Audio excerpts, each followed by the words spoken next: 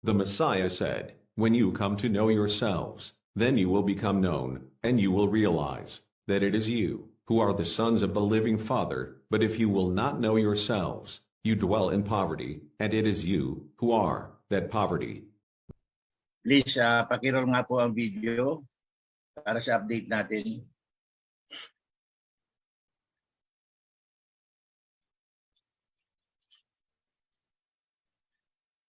So yan po mga kapatid, sa kabila po ng tayo ay hindi maganda ang mga panahon ngayon dahil rainy season na, at sa kabila po ng daming ginagawa, pero nakita niyo mga kapatid, ang first floor po o ang ground floor ng ating temple ay almost complete.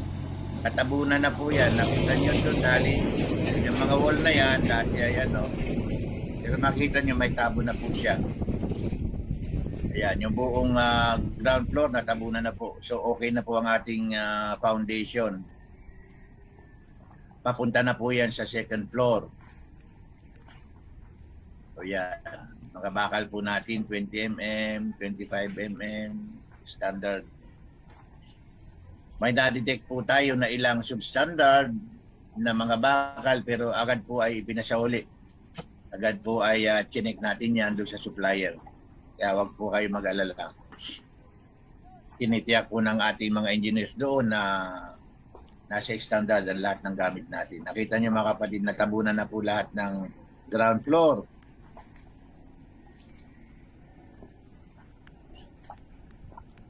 Ayan, nasa level na po yan. O, nakita niyo mga kapatid, ang ganda niyang angle na yan. Opo.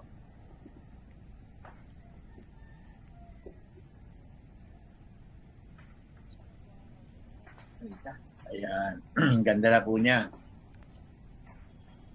Inumpisahan po natin yan ay March. I think March 13 o March 14, 2022. So, March, April, May, June, July, August, September, October, November. Practically, para 8 months lang, ha? 8 months lang po yan, no? Ayan. So, papunta na po tayo sa second floor. Nagdadagdag na po tayo ng mga bakal in preparation para sa pagbubuhos ng poste para po sa second floor. Ayan. Ayan na po yung ground level natin. No? Nakita niyo mga kapatid, halos pantay na po siya. Oh.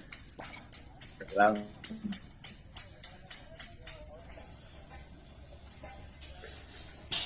Ayan.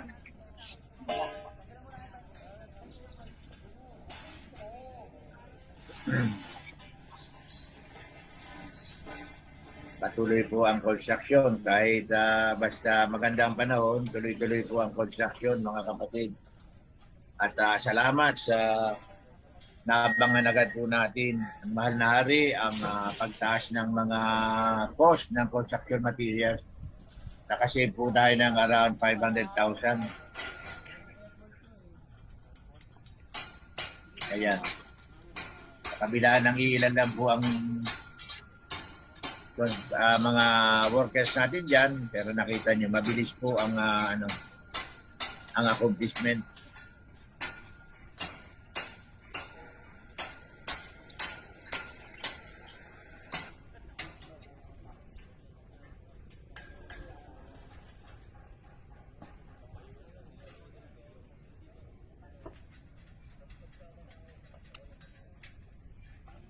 So next slide, next video, bro. So ito naman po yung mga kapatid, yung ating slow protection. Last time na nag-present kami sa inyo, yan lamang sa ibaba, yun lang pong ibabang layer yung malaki. Pero ngayon po, meron na tayo sa ibabaw na medyo makitid na po yan. Pero ayan, nakakadalawang layer na uli po tayo dyan. Noong umpisa na yan. So mabilis din po ang pagtaas ng ating slow protection. Parang retaining wall yan eh. Ayan. Para hindi po bumagsak yung lupa. Yung next slide niyan bro. next video niyan. So yan po mga Ang kapatid, gagawin nangyari po dito, Manlari, is yan. lalagyan po daw ng sapatos. Ang diyan, kasi pag kukot-kutin ng, pag hindi po malagyan, tapos sunod-sunod ang ulan, kukot-kutin pa rin yan. So nagpla-plastering po mga kapatid yung mga pagitan in between the boulders. Nilalagyan po yan ng concrete, rubble concrete at dahil nagkaroon po ng pagguho yung lupa dyan sa ibaba ay lalagyan po yan ng wall. Lalagyan po yan ng ang tawag nila dyan yung column para maproteksyonan po yung buong haba ng regrabbing work. So yun po ang development sa ating temple mga kapatid. Maraming pong salamat at gabayan tayo ng ating Aba habang nandito si Typhoon Pai. Ang lakas po ng ulan dito sa amin ngayon, lalo lumakas. So salamat po.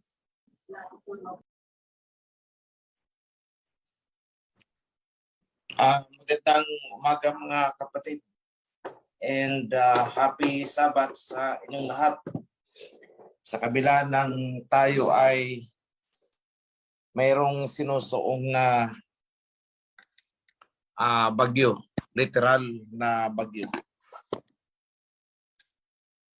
Napakaganda ng mensahe kanina, pinakinggan ko mula sa simula.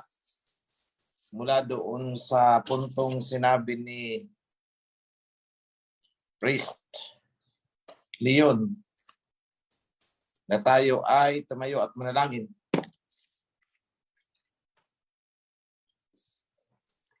So, mga kapatid,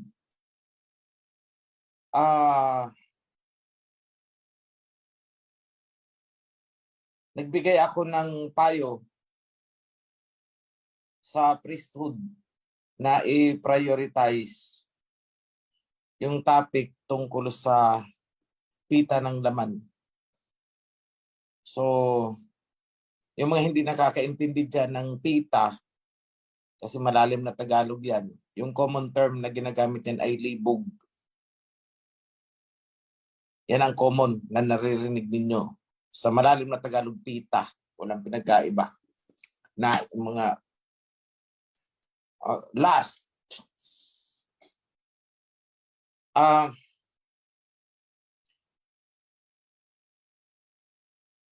Marahil nagtataka kayo bakit ganyan ang advice ko. Bakit yan ang topic na ni-request ko. Kung nasa lower levels kayo, nasa grassroots, sasabihin nyo, wala naman dito sa amin ganyan, walang ganito, walang ganyan. Pero, pag naandito kayo sa taas, kung saan natitipon ang mga report tungkol sa mga bagay na yan, kasi syempre sa baba, may 2 or 3 na nakakaalam, hindi naman nila yan ipagkakalat sa buong chapter eh. Magre-report yan paakyat. Ilang chapters kayo? Lahat matitipon sa amin sa taas. Dito. So sabi ko, teka lang, parang dumadami ang reported cases tungkol dito sa bagay na to. So I said, prioritize nyo. I-topic agad ito. To remind them, to give and admonish, rebuke. So alam nyo mga kapatid, ayoko namang mapahiya ang mga ibang kapatiran natin na nai-involve sa ganito. So we do it discreetly. Hindi ko ito pina-public trial. Pero kung paulit-ulit, mapipilitan akong gawin ito para makapagbigay ng sample. How is it in the kingdom? Paano nililitis ang ganitong bagay? So, pita ng laman, babae sa babae, lalaki sa lalaki, babae sa babae. Reported lahat sa akin. Natitipon dito sa taas. Akala nyo walang nangyayari. Meron. Sa lahat ng mga kinaukulan, I hope naririnig ninyo. Nakakarating sa amin po. Nakakarating. 4 na letra lang ang salitang bibitawan ko sa inyo. Stop. Ihinto nyo yan. Kasi ang kasalanang ginagawa ng isa man sa inyo is nadadamay ang kawan. Naalala ninyo yun? Yung nagnakaw ng ginto. Isa lang naman ang may kasalanan dun ah. Pero buong kawan, buong Israelites, nadamay sa consequences. Kasi nung sumabak sila sa laban, di ba may isang nagnakaw na ginto? Was it Nadab? Akan. Nathan. Akan. Akan. Di ba siya lang naman ang nagkasala eh. Pero bakit nag-suffer almost? Buong kawan nag-suffer ng consequences. Kasi isa lang sa atin ang magkasala at tumalikod sa atin ang Aba. Lahat damay sa consequences. Pag tinalikuran tayo, ganyan kayo eh. Meron diyang mabaho sa inyo eh, alis ako. So halimbawa, 100 tayo sa isang kwarto. Biglang may umalingasaw. Sabi ng Aba, alis ako, baho dito. O edi damay ang iba na hindi naman pinagmulan ng alingasaw. Ganun lang yun. They always will suffer the consequences. Damay-damay pag tumalikod ang Aba.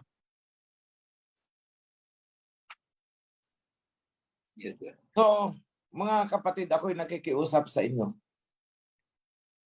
Lalo pa ngayon na maraming mabibigat o malalaking gawain na sinusuong ang top management. Hindi ko pwedeng sabihin sa inyo. Kasi mahirap na. Ayoko itong ma-preempt. But this will be a boom para sa lahat sa atin. This will create employment in the future nationwide. So we are working on that. Pero ayoko munang magbigay ng anumang detalye. Kasi baka kumalat, ay matunugan ng kabila. Dito sa reminder ko, advice. Hindi lang po kawan ang pinatutungkulan ko dito, kundi lahat. Ayoko mag-single out ng tao, pero alam naman ninyo kung nasasagasaan kayo, edi umaray kayo. Silently. I will protect your privacy. Kasama dito, priesthood pababa. Hindi ko sinabing makasalanan ang mga priest ha. Ang sabi ko lang kasi, ayokong may isi-single out. So sisimulan ko na lang sa pinakataas mula kay Prime Minister pababa. Alam niyo naman sa sarili niyo kung ano yung mga itinatago-tago ninyo eh. Nasa sa inyo na yan. You don't have to confess sa akin.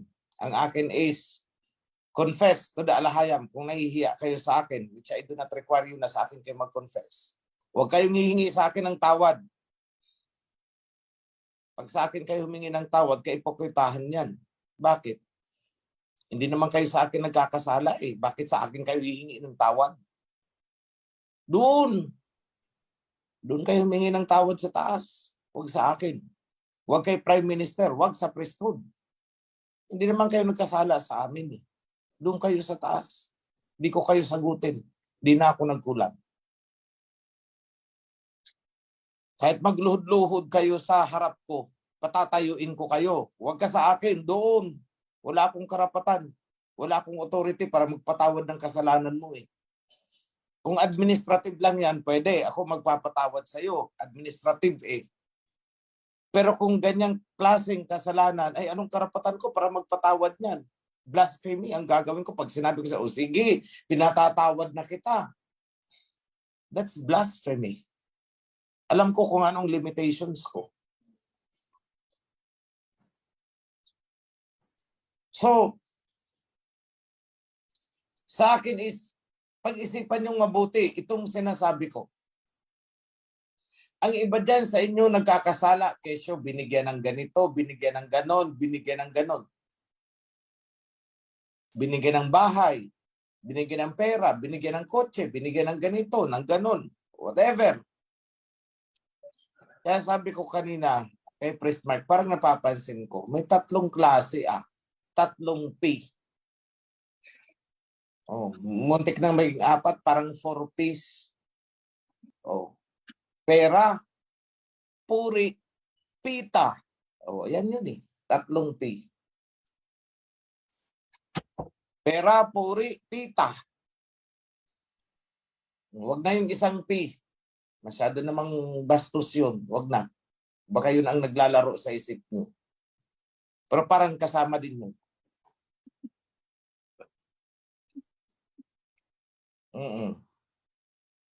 Puro 4 letters. Pera. Puri. Pita. Po. Oh, yun. Apat nga ng letra. 4 Ps.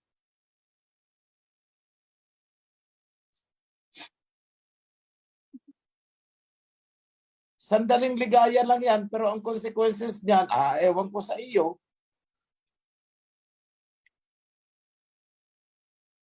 Ako na magsasabi sa inyo, isa lang yon. O kaya dalawa, sige, tatlo, oh. Kasunod ang E. Kasunod ang O. Pagkatapos niyan, ano na? Nag-iisip ba kayo? Tandaan niyo mga kapatid, ang utak natin ay nasa taas. Nasa ulo. Huwag po nating ilagay ang ating utak sa puson. Kapahamakan ang aabutin mo niyan.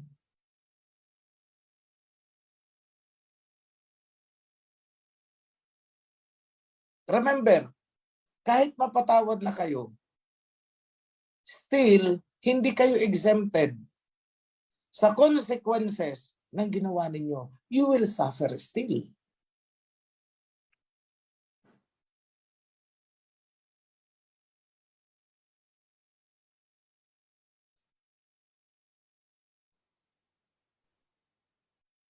Kaya nga, nakasulat dyan sa Isaiah. Yung mga kung saan binanggit ng mga eunuch. O, pakibigyan na lang sa akin yung chapter, yung numero, versikulo. Hindi ko sa ulado pasensya na.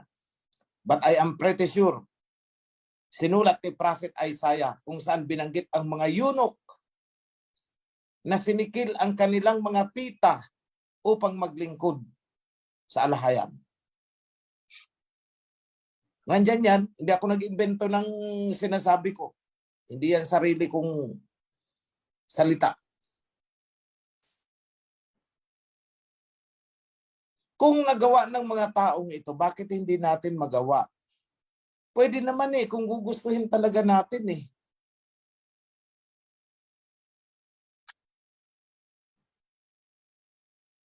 Buti pa sa Imelda Papin, ang kanta is Utokso, layuan mo ako. Ang alam ko may kumakanta dyan, Utokso, naririto ako. Ano man yan, klase na yan. Imbis na lumayo sa tukso, Utokso, naririto lang ako. Narito ako. Buti pa si Imelda Papin ba, kumanta, Utokso, layuan mo ako. Buti pa yun. Walang alam na covenant, pero ang kanta niya ay Utokso, layuan mo ako. Ang iba dyan sa inyo, Utokso, narito ako. Anong klase man yan? Alam niyo mga kapatid, ito. Kapag gumawa kayo ng ganyang klaseng milagro, nagluto kayo ng nagluto doon sa kwarto. Dahil meron sigurong kwarta sa kwarto. Sisingaw at sisingaw ang amoy niyan. Nagigisahan kayo doong ng kung ano mang niluluto ninyo, sisingaw yan. Pagbukas mo ng pinto, lulusot yan. At maaamoy ko.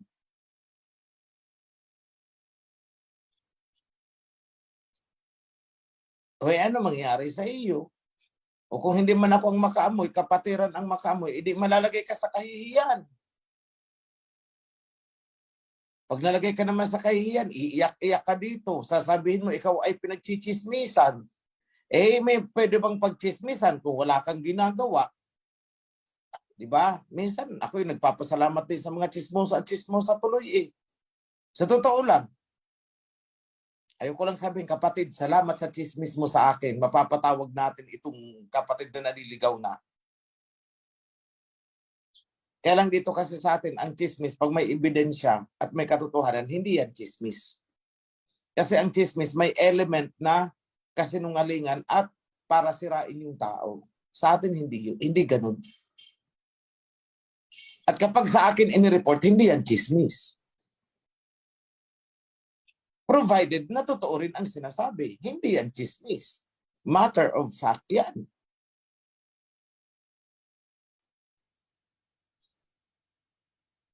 So sa atin, please, kung gagawa kayo ng ganyan, huwag nyo nang idamay naman ang kawan. Huwag yung pati yung kawan magkakagulo. Bakit si ganito, ganun. Hindi pinarusahan ni OHC. Tapos kami dito pinarusahan, ganito, ganun. So parang nagkakaroon tuloy ng favoritism. Kaya pasensya na kayo, pag may nalaman ako dyan, at talagang mataas ang percentage na mukhang may katotohanan, ay ipapatawag talaga kita. Kung sobrang busy na ako, kasi kung umabot na tayo ng hundreds and hundreds of thousand, maglalagay na ako ng mga judges dyan. Hindi na ako mismo. Ganyan ang kalalabasan niya. So ano mangyayari sa iyo? Mapapahiya ka. So wag na pong umabot doon. Wag niyong isipin na, sige na, para sinubukan ko lang naman, tinikman. Anyway, may sin offering naman eh. Baka dumating doon sa punto na magsisin offering ka, yung i-offer mo, ikaw ang pakainin ko, ipaubos ko yan sa'yo. Huwag kang tatayo hanggat hindi mo ubos ang isang buong kambing. Kung priest, buong sige, ubusin mo yan.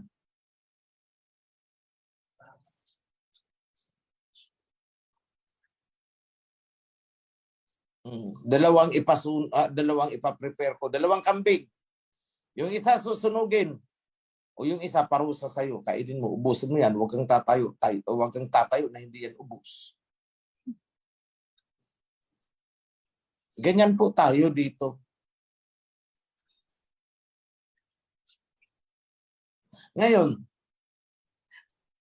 alam nyo, hindi kayo masasawata sa ganyang gawain kung hindi nyo kakapain ng inyong sarili. Ano ba yung nagtutulak sa'yo para magkasala?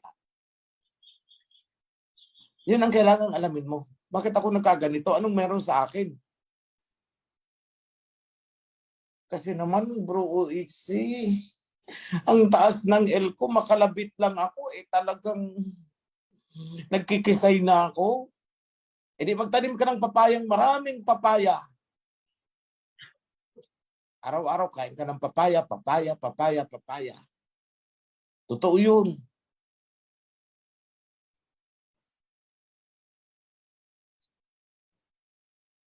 Ngayon pupunta ako dun sa isang klaseng pagkakamali kung saan isa sa kapatid natin ang muntik ng matagpas sa kawan pero hindi tagpas ang ginawa ko.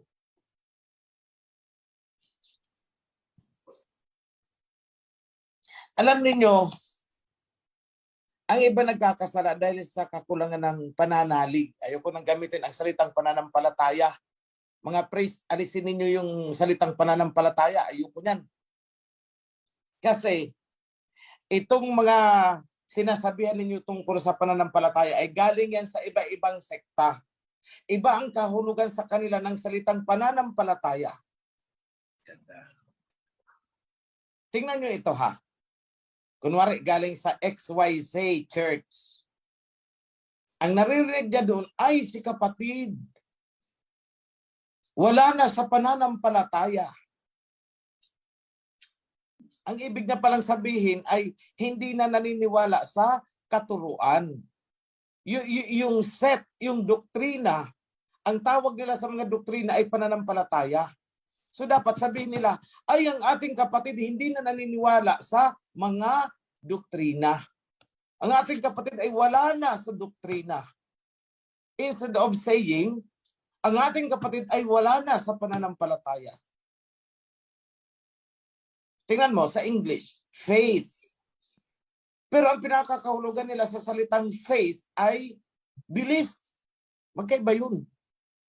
Set of doctrines na pinaniniwalaan nila, yun ang sinasabi nilang in one word, faith.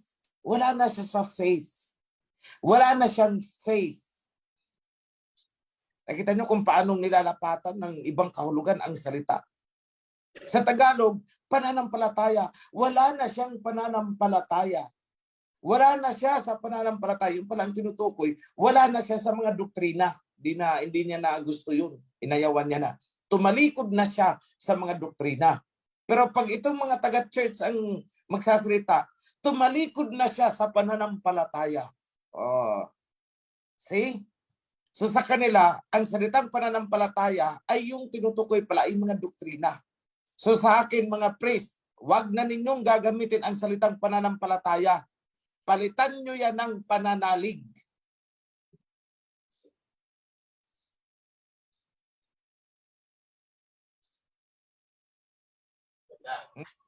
Naintindihan nyo mga priest? Wala na siya sa pananalig. Hindi na siya nananalig. Yan na po. Yan na. Masusunod pa man na. Pananampalataya, dahil ang nakakarinig sa inyo, hindi talaga nila naintindihan kung ano ang salitang pananampalataya. Doktrin pala ang pakaintindi nila, mga katuruan nila. Tinalikuran niya na ang pananampalataya. Ibig sabihin, tinalikuran na ang mga doktrina. Yan. Nakita nyo kung paano gumawa ng libadura itong mga sekta-sekta na to. Ngayon, may isa dyan. I hope nakikinig ka. Brother. Sana nakikinig ka. Nagawa mong magkasala. Inalis mo ang transparency mo sa amin.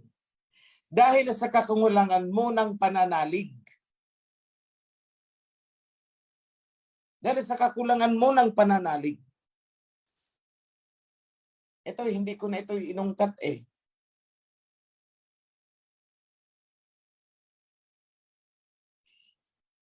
Ang sabi mo ay hindi ko ito ibibigay sa kanilang itong lupa, hindi ko sa kanila ibibigay sapagkat masakit sa kalooban ko na makita itong lupa ko na nakuha nila at ako'y tatagpasin.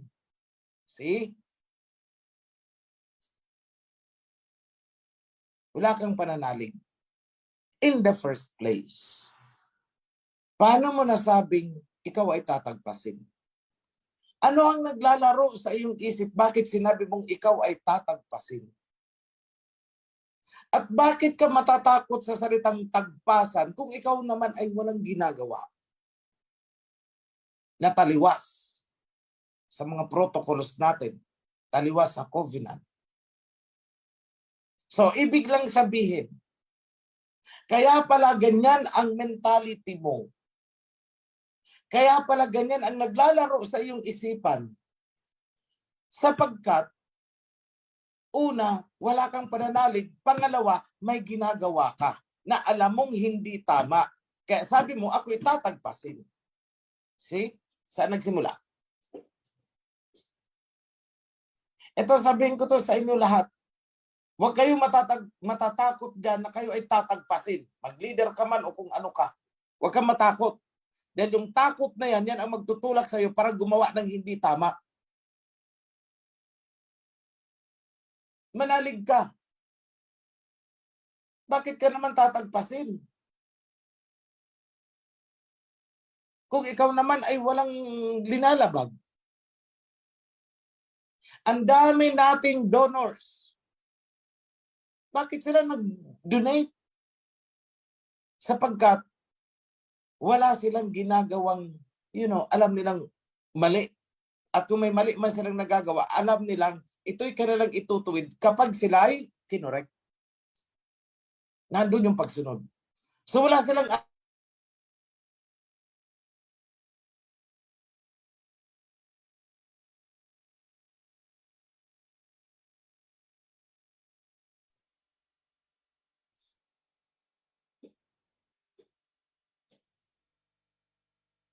kaya nalulungkot ako na dahil sa kakulangan ng pananalig sa samahan, pananalig sa covenant, nagawa niyang ilihim at labagin ang mga protocols. At yun ang naghantong sa kanya upang gumawa ng isang bagay without transparency,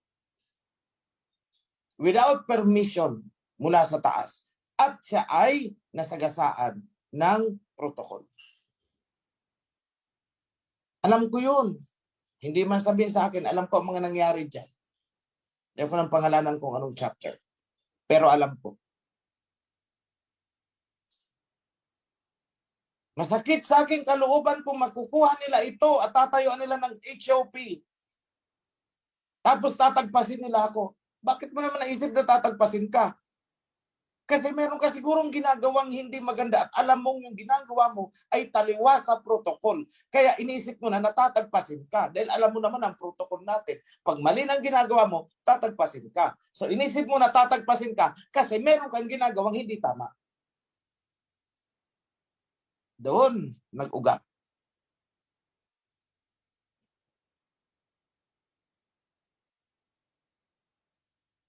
Kasi kung tama, alam mong tama ang ginagawa mo, at alam mong kung ikaw man ay nagkamali, willing kang i-correct, kahit kailan hindi mo maiisip na ikaw ay matatagpas, I tell you, lahat kayo. Kasi sinabi ko na, walang matatagpas. Wala akong tatagpasin na naninikluhod at ibinaba ang pride at inamin ang pagkakamali. Wala akong tatagpasin na ganyan. Kung administrative, you will suffer the consequences. I will forgive, but you have to repair your damages. Yun ang ibig sabihin nun eh. Nilabag mo, ikaw ay nagwala-wala dyan. Ngwari, pinagbabasag mo ang kung ano-ano dyan dahil nagwala-wala ka. Nagwara-wara ka. Ipagpapatawad ko sa iyo ang pagwara-wara mo. Pero yung mga baso na binasag mo, palitan mo. Yun, consequences. Ganun lang yun. Alangan, pinatawad kita, wala na yung mga bayarin mo. Ay hindi, palitan mo yan. Gawa ka ng paraan. Face the consequences. Kasi kung hindi ko yan sa'yo papapalitan, where is righteousness?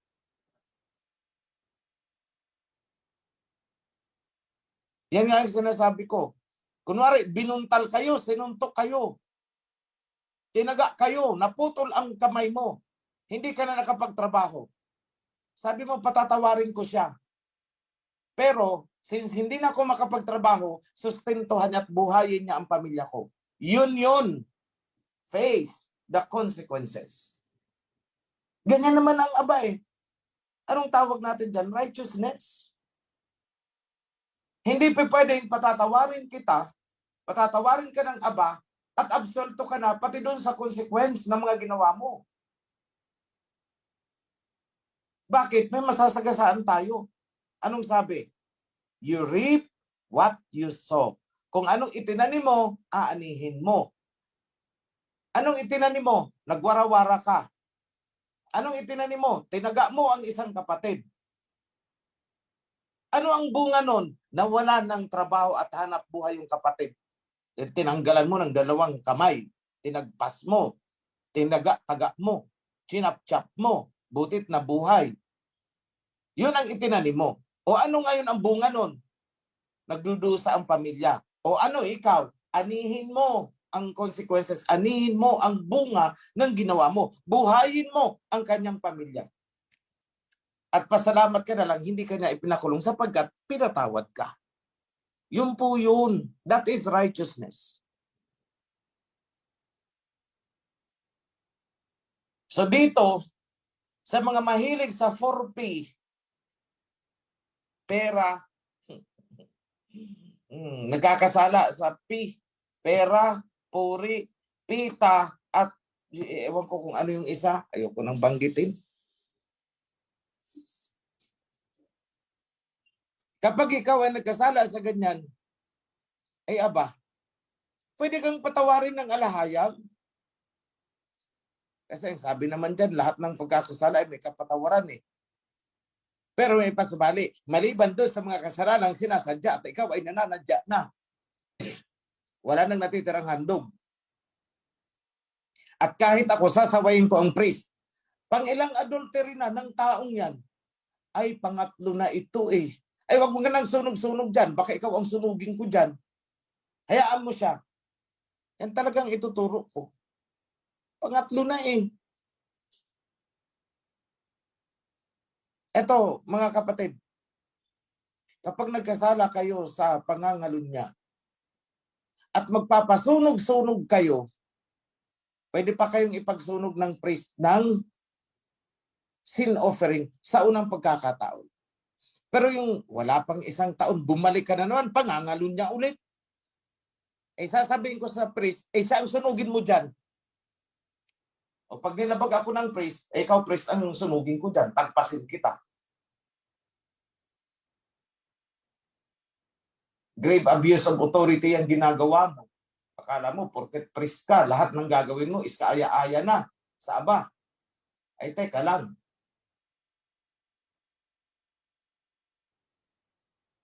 So I hope mga kapatid, hindi ako magtatagal.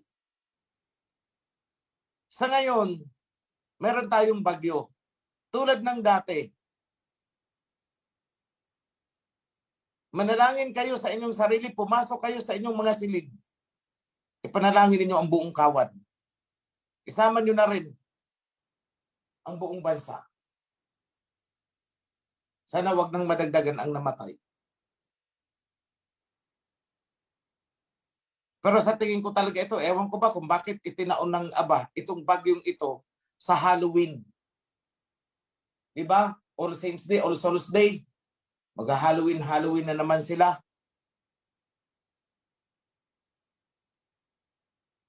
So I don't know kung sinadya talaga ito ng aba para hindi matuloy na naman yung mga ganyan-ganyan nila.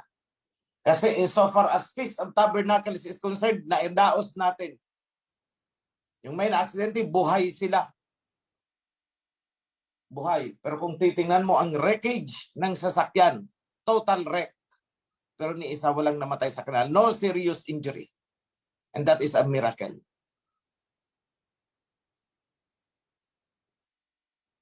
So yung isa, naniguro ako. I-confine niya sa hospital, ipa-CT scan, pa-obserbahan lahat kasi meron siyang sugat dito sa may ulo, so dito sa may pisngi at yung mata ay parang namumugto. Confine yan. So, ginastosan natin yon. But it turns out, after a few days, pinauwi siya. You are safe. Pero kung tingnan nyo mga kapatid, ang sasakyan na ginamit nila, total wreck. Hindi talaga pakikinabangan.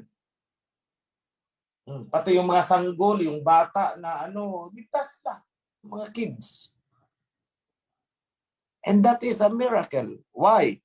Kasi galing sila sa Feast of Tabernacles. Hindi ipapahiya ng aba ang sarili niya. Katatapos na mag-Feast of Tabernacles, bakit ganito? Buong pamilya patay. Hindi po nangyari mga kapatid. And I'm very thankful for that.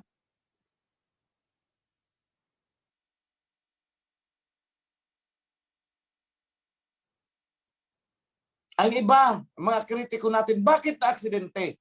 Ang sagot ko, bakit buhay lahat? Despite na ganun.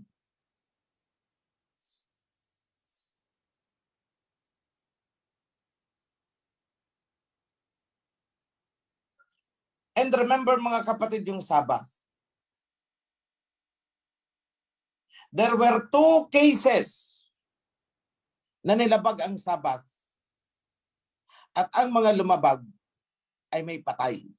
2 cases reported sa akin. Which is, ang bilin baga sa atin, huwag kang magkakaroon ng sarili mong lakad sa araw ng Sabat. Yung pansarili mo. Ibigay mo sa akin ang Sabat. Huwag kang hahakbang ng sarili mong nais. Ibig sabihin, huwag kang gagawa ng undertaking na pansarili mong nais sapagkat it's a Sabbath.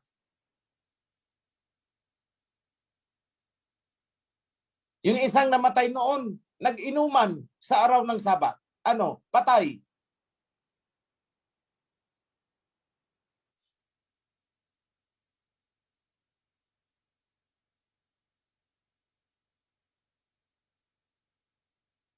Isang case, ang alam ko, nag-swimming. Araw ng Sabat. Ano? Nangyari? Patay.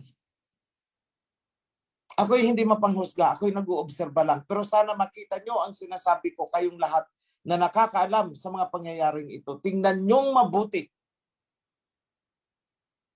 Which is, tingin ko kung hindi man nila ginawa yun sa araw ng Sabat, hindi sila nagkaroon ng ganung lakad, hindi naman siguro sila magkakaganon. I don't judge.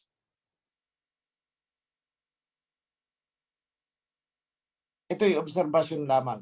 Hindi isang pagkukundina. Patawarin niyo ako kung medyo masakit ito sa mga naulila.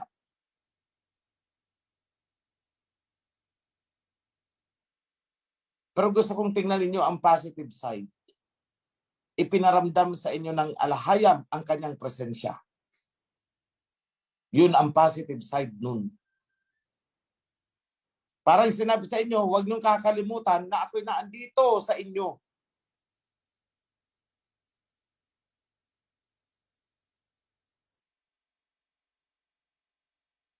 Kaya mapalad pa din kayong mga naulila na nananatiling nananalig.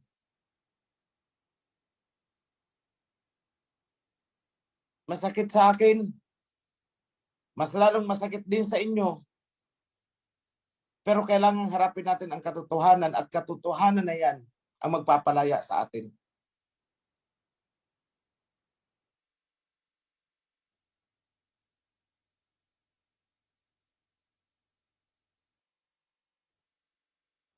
Ngayon, pinakita sa inyo ni Priest Senen ang ongoing construction. Yung nakita nyo kanina na sinabi ni Priest Senen na tinabunan na ang ground floor, ibig sabihin, feeling natin na pinapantay na yung lupa sa ground floor kasi di ba hinuka yan. So magda-dumping na sila ngayon. After ng dumping, sesementohan na ang flooring niyan. As they move up to the second level. Hanggang third level po yan at saka bubong. Ang bubong po niyan is puro slab yan. So, ang sinabi ni Priest Senen kanina, naagapan natin ang pagtaas ng presyo. So, nakasave tayo ng humigit kumulang 500,000. Kasi talagang nag-raise up kami ng 6 million para mabili yung mga materials na kakailanganin up to the extent na aabutin ng budget. So, we have accumulated 6M mula sa different bank accounts natin. Tinipon lahat yun at isang bulto, bilhin na. Kung ilang truck yung semento na yan, ilang truck ang kabilya na yan, ano pa yung mga kailangan, bilhin na lahat. Dahil the following day, tataas ang presyo, which is hindi kami nagkamali. Ang hindi lang namin akalain na tataas pala ng higit sa doble ay ang presyo ng buhangin yata, yun o graba. Yung dating, kunwari, yung dating nabibili natin ng 900 ay nasa 2,000 plus ngayon. Eh kung natimbrihan lang ako noon, papabili na ako ng maraming truck siguro. milyon ang matitipid sana natin, but wala eh. Di natin sukat akalain. Sa muli mga kapatid, ako'y nananawagan sa inyo. Huwag po kayong panghihinaan ng loob sa kabila ng mga nangyayari. Tuloy ang templo. Sasama-sama natin pagtutulungan sa abot ng inyong makakaya. You have 3 years more to go, 2 years more to go. Wala pa pala, hindi pa tapos ang isang taon.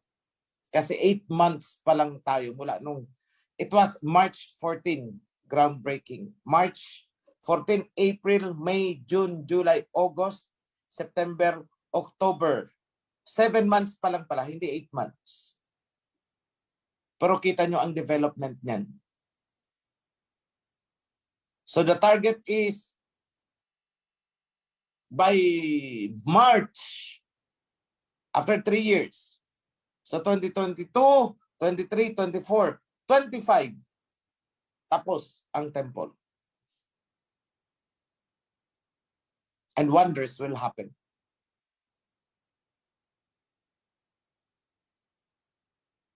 Sa mga nakakaluwag-luwag dyan sa buhay, please,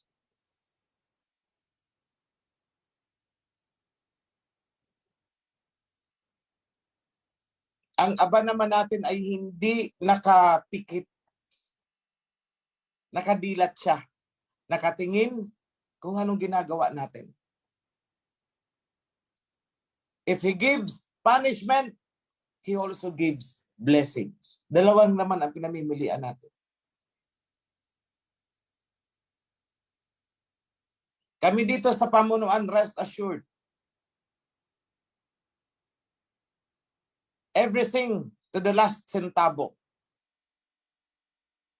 is handled with utmost care.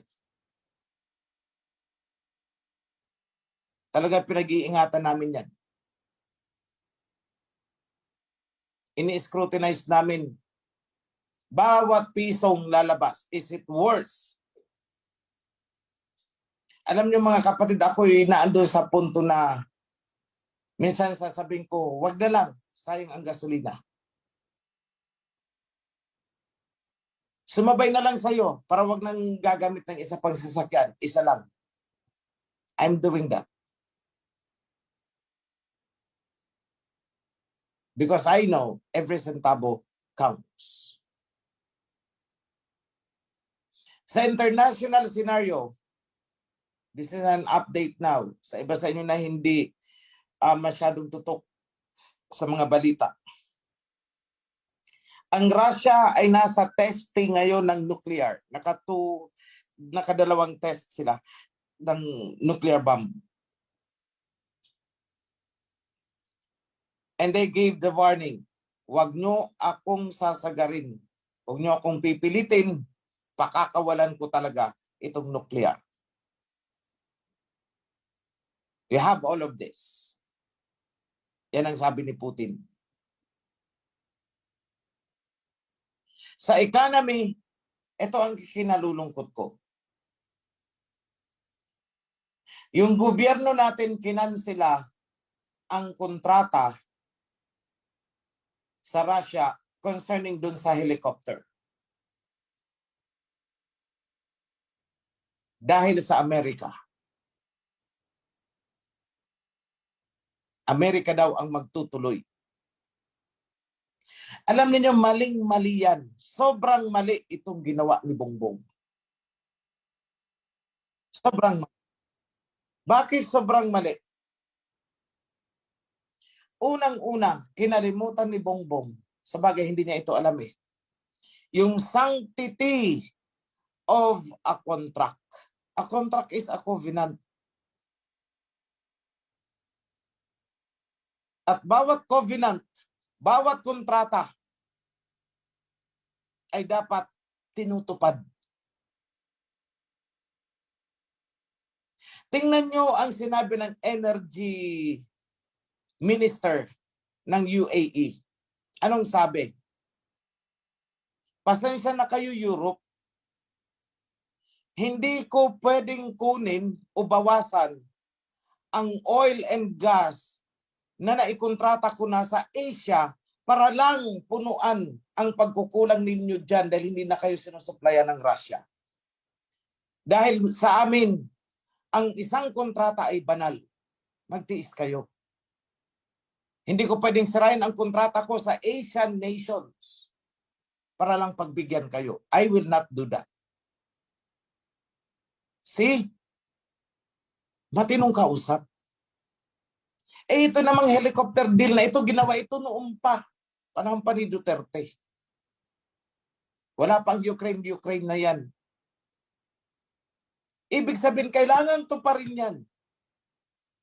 At kung pagbibigyan sana ni Bongbong, itong Amerika, eh di, ngayon pa lang sasabihin na, oh, Russia, hindi na ako makikipagkontrata muna sa inyo, alang-alang sa Amerika, kung ganyan ang gusto niya. Hindi yung kung ano ang naikontrata niya na before, kakansilahin niya. Yung naikontrata ng government, kakansilahin niya. Bakit? Anong epekto nito? Galitin mo ang Russia. Ang ginalit mo ay buong Middle East. OPEC. Hindi ba't nagsalita na si Putin noon? At pinangangatawanan ng OPEC countries ang salita ni Putin. Na magbebenta kami ng krudo sa mababang presyo doon sa mga friendly nations sa amin. See? Ibig sabihin, special price ang ibibigay nila sa mga bansa na hindi sila kinakalaban. Noon si Putin lang yon. Ngayon, sino mga kasama ni Putin? Qatar, UAE. Lahat yan, sympathizers na ni Putin. Hawak na ni Putin yan. OPEC. Galitin mo ang mga yan.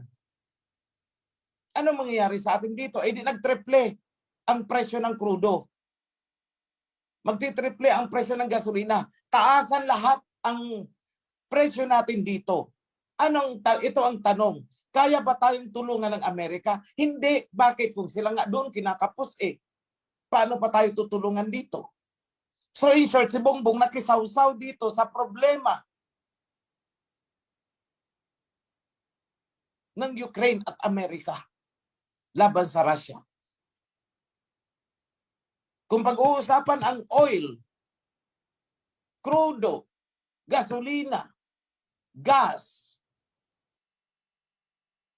kung pag-uusapan natin yan, OPEC, magkakaisa yan At Russia ang nangunguna dyan. Ginalit mo ang Russia. Tinalikuran mo. Kinansela mo ang hindi mo dapat kansilahin. Then ang pinakikisamahan mo ay ang kalaban nila. Anong mangyayari sa atin?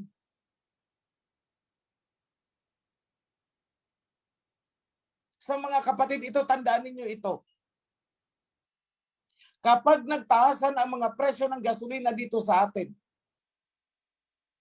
alam nyo na kung sino ang may kasalanan. Alam nyo na kung sino ang leader na may kagagawan. Dahil dapat sana kung ayaw niyang kakampi, kanino man nagpaka-neutral siya, tanggap sana yun ng OPEC. Hindi ako nagkamali noong sinabi sa inyo. Maraming nagalit sa inyo. Ang iba gusto pang magkora. Sana nakikinig kayo ngayon, mga kora. Anong sinabi ko sa inyo? Didila yan sa puwet ng mga kano. Ano ang nangyayari ngayon? Hindi ba tama ang sinabi ko? Kailan ako nagkamali? Kailan ako nagkamali? Kailan hindi naging totoo ang mga sinabi ko?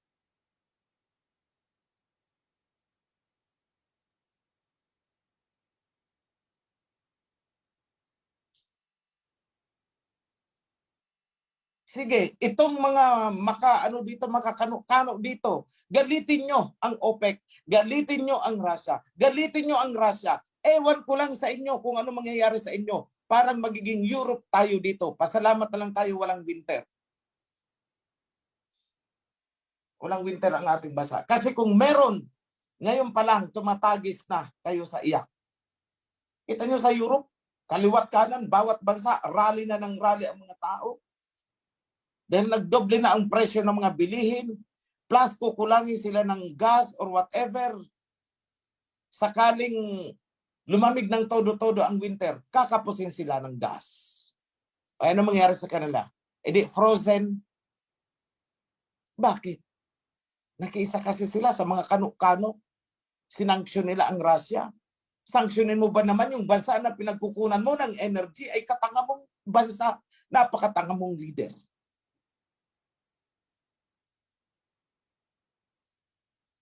Para mong kinagat yung kamay na nagsusubo sa iyo ng pagkain.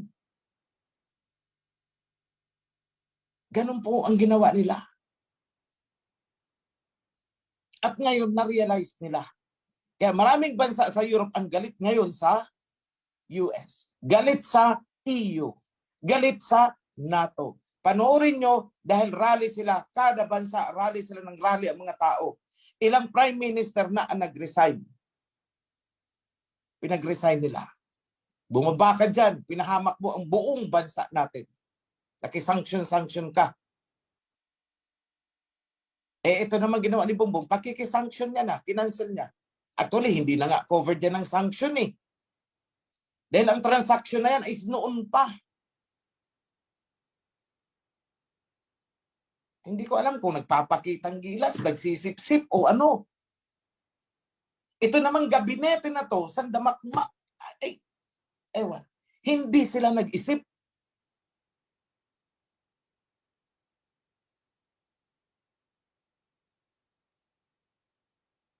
So what can we do? Ano pa nga bang magagawa natin? Pray. Huwag sa atin magalit ang OPEC countries. Dahil isang bulong lang ni Putin, tingnan mo itong ginawa sa akin ng Pilipinas, kinanselan kami dito. Sagutan man ng DI, sige, turuan ng leksyon. Pagdating ng krudo dito, doble ang presyo. Ano ngayon? Sana naisip yan ni Bongbong.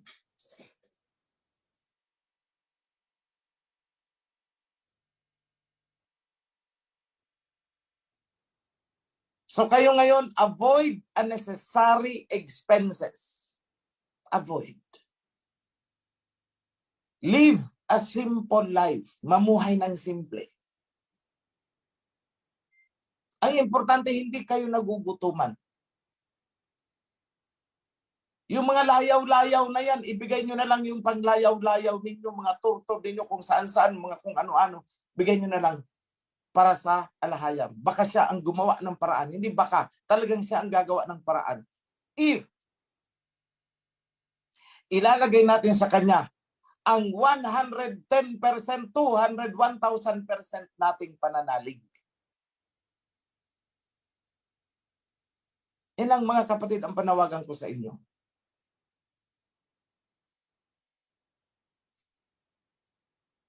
So sa kabila ng masamang panahon, don't be discouraged. Just go on. Walk on. Tuloy lang tayo. And before I end, raise up your hand. I'm going to pronounce a blessing.